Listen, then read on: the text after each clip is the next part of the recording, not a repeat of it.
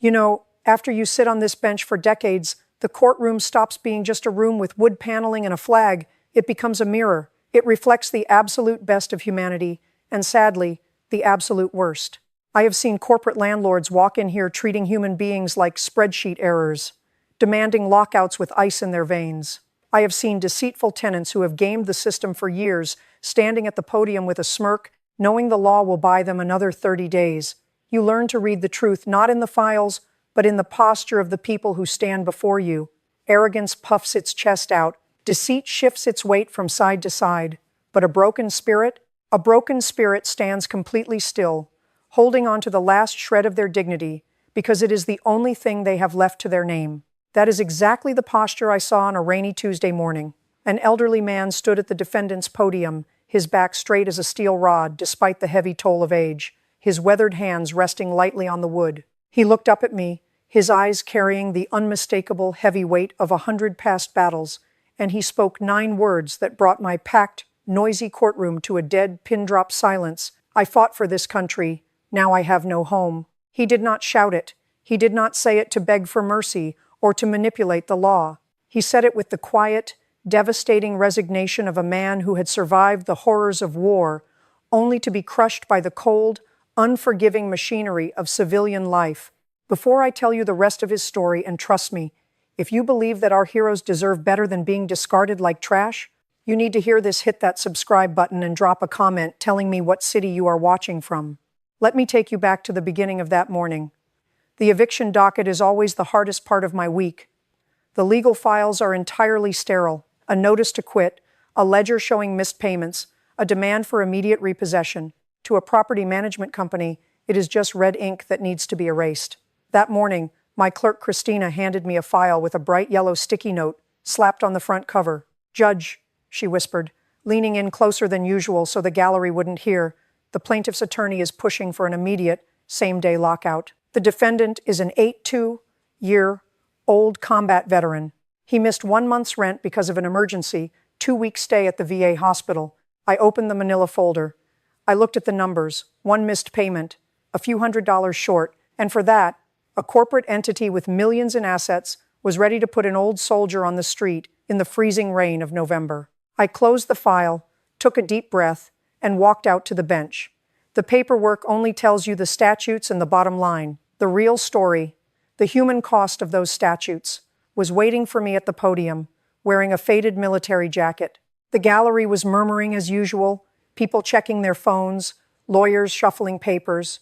But as the bailiff called his name Arthur Pendelton, the room seemed to change temperature. He didn't just walk up to the podium, he marched to it, though his steps were slow and deliberate. He was dressed in a suit that might have been expensive 20 years ago, but was now worn thin at the elbows and fraying at the cuffs. Pinned to his lapel, shining brightly against the faded fabric, was a purple heart. He stopped at the podium. He did not lean on it for support. He stood at attention, shoulders squared, chin parallel to the floor, staring straight ahead. It was the posture of a man who had been taught to respect authority, even when that authority was about to crush him. "Good morning, Mr. Pendelton," I said, my voice softer than usual. "Good morning, Your Honor," he replied. His voice was gravelly, carrying the faint tremor of age, but it was steady, unwavering.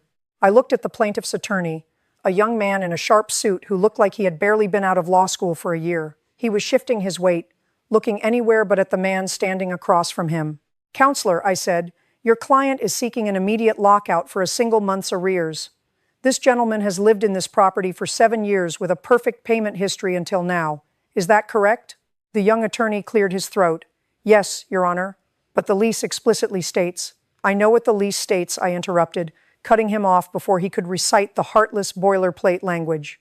"I am asking you, as a human being representing another group of human beings, if this is how you intend to proceed against an 82-year-old combat veteran who had a medical emergency."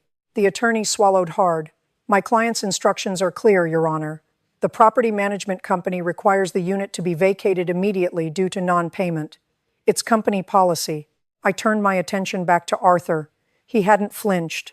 He hadn't reacted to the attorney's cold words. He just stood there, waiting for the blow. "Mr. Pendelton," I said gently, "the records show you missed the rent for October. Can you tell me what happened?"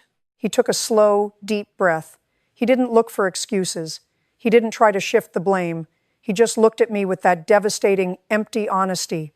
"Your Honor," he began, "my heart isn't what it used to be. The doctors at the VA, they had to keep me. 2 weeks in the ICU, another week in recovery. By the time they let me out, the rent was past due.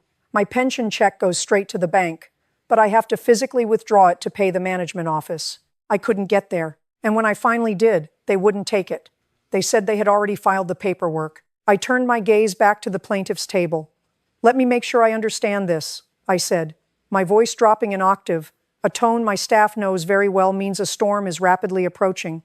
"Mr. Pendelton went to your client's management office, money in hand, ready to make his account completely current after surviving a stay in the intensive care unit, and your client actively refused to take his money?" The young attorney adjusted his tie, suddenly looking incredibly small inside his expensive, tailored suit.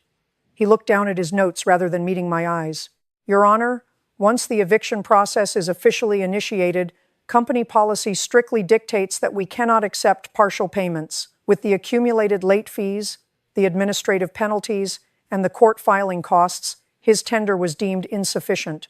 "Insufficient," I repeated slowly, letting the word hang in the quiet courtroom like a bad odor. "A man puts his actual life on the line for this country. He lives in your client's building for 7 years without missing a single dime. He suffers a massive cardiac event, and your client's immediate response is to try and lock him out in the freezing cold because he didn't have the extra few $100s to cover a manufactured late fee?" The attorney stammered, his confidence evaporating. "The law is the law, Your Honor. The lease contract is clear, and we have the right to enforce it." I leaned forward, gripping the handle of my gavel. "The law is a tool designed to facilitate justice, Counselor. It is not a weapon to be wielded by a faceless corporation to terrorize an 82-year-old combat veteran who was quite literally fighting for his life in a hospital bed." I looked over at Arthur. He hadn't raised his voice. He hadn't interrupted the attorney, even when the young man was dismissing his entire life's worth over a cruel technicality.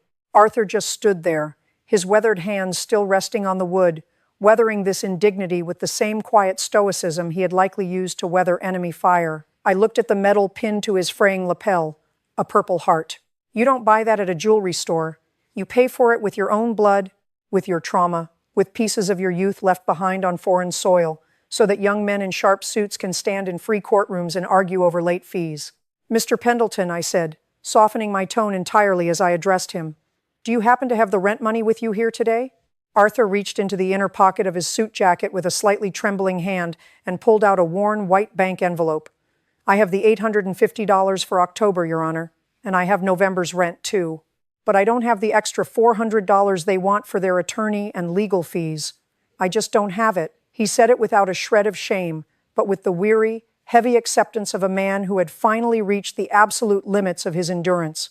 The air in the gallery behind him shifted. The usual restless rustle of papers and muffled coughs had completely vanished. Everyone was watching. Everyone was waiting to see if the system was really as broken as it appeared to be. I looked at that white bank envelope resting on the edge of the podium. It was crumpled at the corners, likely clutched tightly in his hands the entire bus ride to the courthouse. $850. For a man living strictly on a fixed VA pension, that was a small fortune. He had brought exactly what he owed for the roof over his head. The extra $400 they were demanding? That was nothing more than a penalty for having a heart attack. "Hand that envelope to my bailiff, Mr. Pendelton," I instructed. The bailiff walked over, took the worn paper with a nod of respect, and placed it on my bench. I looked back at the young attorney representing the property management company.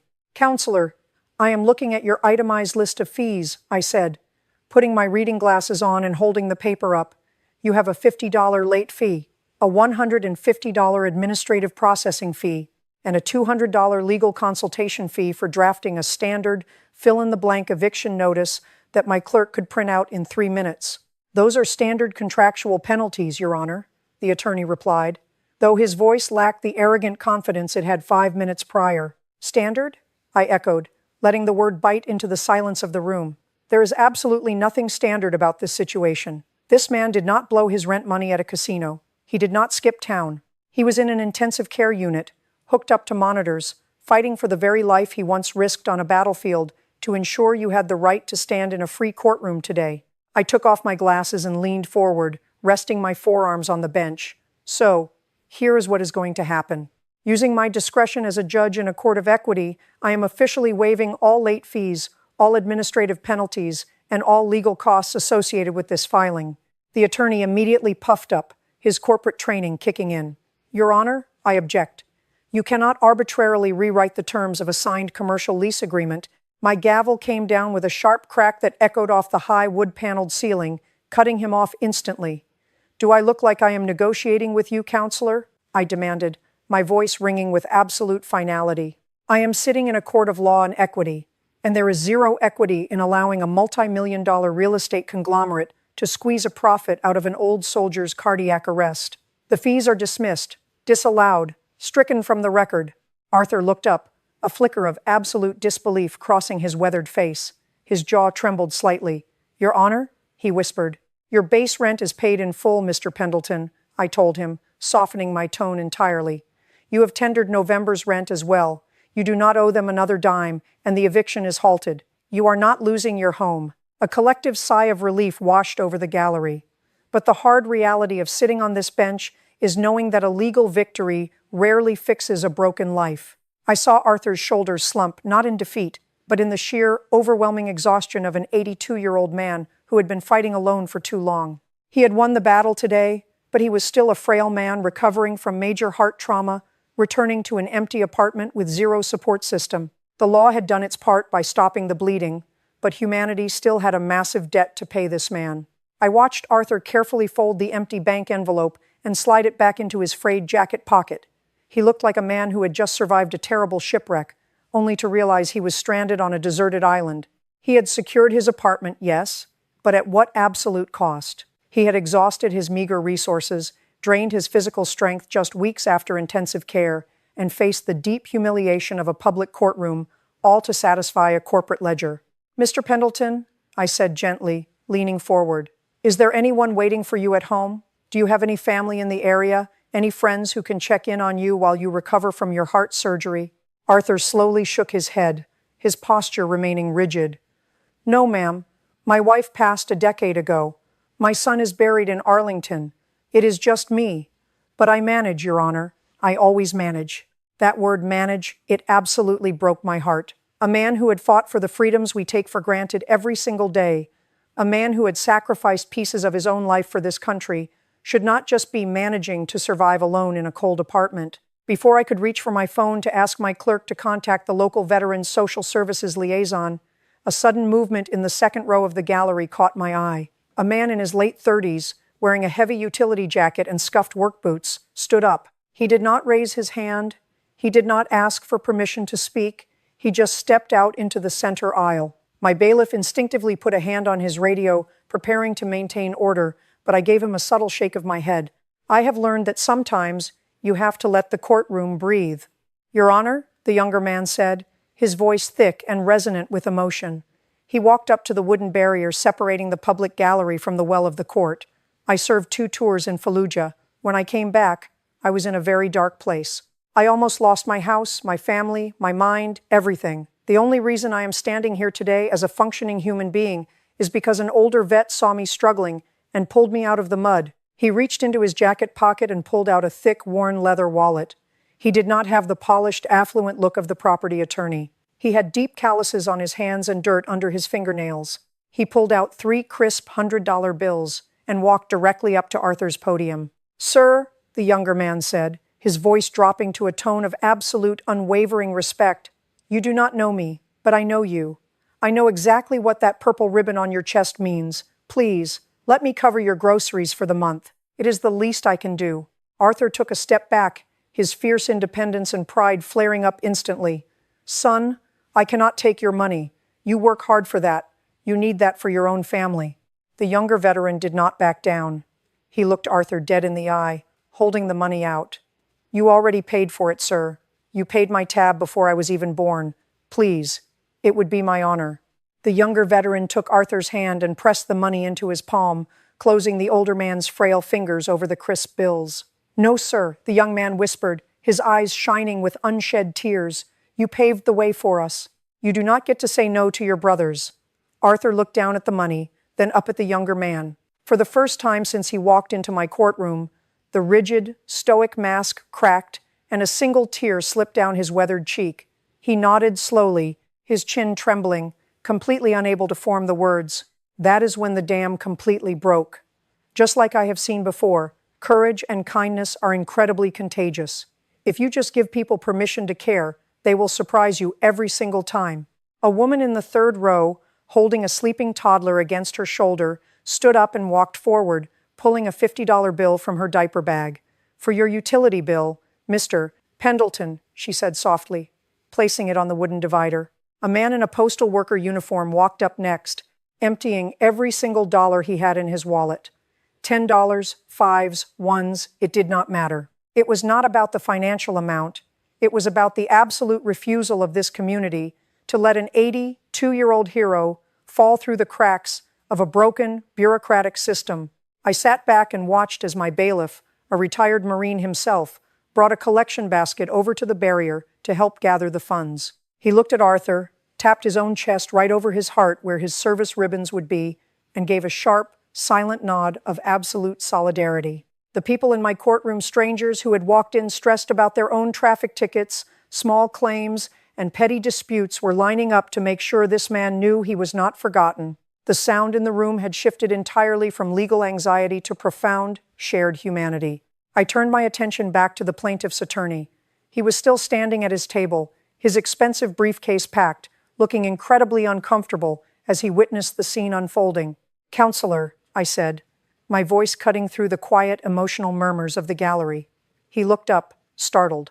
"I want you to take a very good look at what is happening behind you. Take a long look at these people.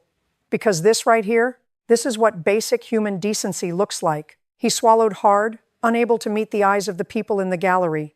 "I want you to go back to your property management company," I continued, my tone sharp and unyielding, to those corporate executives sitting in their comfortable, climate-controlled offices, and you tell them exactly what happened in this room today. You tell them that while they were busy trying to squeeze blood from a stone, while they were ready to throw an 82-year-old combat veteran onto the street over a medical emergency, a room full of ordinary, hardworking citizens had to step up and fix their complete lack of morality. Look at that, counselor. That is the sound of a country that hasn't forgotten what "thank you for your service" actually means. It is a sound your client clearly hasn't heard in a long time. Now, do I need to hold a hearing to determine if your client can find it in their corporate heart to forgive the late fees? Or are you going to pick up that phone and call them right now? The young attorney didn't hesitate. He pulled out his phone, walked to the back of the courtroom, and made the call. The silence in the room was absolute. It was the silence of people watching the scales of justice tip back into balance. When he returned to the front, his face was pale. "They have agreed to rescind the eviction," he said, his voice barely audible. "And they are. They are waiving the late fees. Permanently." I brought the gavel down, a sound that, for once, felt like a thunderclap of mercy rather than a cold finality. "Case dismissed. And let the record reflect that this apartment is to remain occupied by Mr. Pendelton with no further harassment for as long as he chooses to live there." The reaction was immediate. Applause, not just for the verdict, but for the man standing at the podium. Arthur was shaking. He looked at the young veteran who had stood up for him, then at me. I gestured for him to come closer. "Arthur," I said, my voice dropping to a conversational tone, "you told me you had nothing left to give. You were wrong. You gave this entire room a reminder of what it means to possess real character. You reminded them that the price of freedom isn't just paid on a battlefield. It's paid in the quiet dignity you've held on to for 82 years. I stepped down from the bench, a rare move for a judge, and stood before him. I didn't see a defendant. I saw a man who had stared into the abyss and hadn't blinked. When you walk out of here today, I said, you don't walk out as a man who needs a home. You walk out as a man who owns the respect of every single person in this building. And don't you ever forget that." The young veteran who started the collection approached the bench again, his hat in his hands. "Judge, I have an SUV outside. My wife is waiting. We're taking him to get a real meal, and then we're helping him get his affairs in order with the VA. He's going to be okay." I looked at the young man, then at Arthur. For the first time, Arthur smiled, a small, fragile, genuine smile that reached his tired eyes. The courtroom was transitioning, the legal proceeding ending, and something much older and much more important taking its place.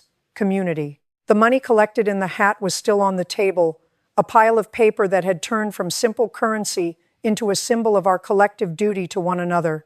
I knew the job wasn't done yet, but for the first time in years, I felt that the law had actually fulfilled its promise. The day the gavel finally came down on that case, the courtroom did not empty out immediately. Usually, as soon as I leave the bench, the room becomes a hive of noise and movement. But that day, the people, the strangers who had reached into, they had come to watch a proceeding, but they left having witnessed a community reclaiming its own humanity. I checked in with my clerk, Christina, later that week. We had already fast-tracked the necessary paperwork to ensure Arthur's housing voucher was renewed immediately. But the story didn't end in the courthouse hallways. That young veteran, the one who had stood up and spoken for Arthur, he kept his word. He and his family became the support system Arthur thought he had lost. They started visiting him, bringing him groceries, taking him to his follow-up appointments at the VA, and making sure he wasn't spending another night alone in a cold, quiet apartment. They became the family that the system had failed to provide. I have seen thousands of cases in my decades on this bench, and most of them fade into the background, lost to the sheer volume of human conflict. But Arthur Pendelton, he stayed with me. He was a stark, living reminder that justice is not merely a collection of statutes or a rigid adherence to contractual fine print. Real justice, the kind that makes a society worth living in, is the intersection of the law and human necessity. It is having the spine to recognize when the system has dehumanized someone and having the authority to demand that the scales be balanced with compassion. We live in a world that is obsessed with judging people by their failures. We look at a veteran who has fallen behind on rent and we see a failure. We look at a man who is aging and we see a burden. But that morning, we were reminded that if we only stop, look, and ask why, we might see something else entirely. We might see a hero who is simply running out of air. If this story moved you, if you believe that those who fought for our freedom deserve to live with dignity in their sunset years, hit the like button and share this video. Send it to someone who needs to be reminded that kindness is not a weakness, it is the strongest weapon we have. Drop your city in the comments and tell me, how are you choosing to show up for your community today? We have to be better. We have to be the ones who go first. Because you never know who is sitting in the back of the room waiting for someone to finally see them. I am Judge Judy. I have been on this bench for a long time, and I will say it again, a little bit of mercy, a little bit of humanity, that is all it takes to change a life. Thank you for watching. Be kind to one another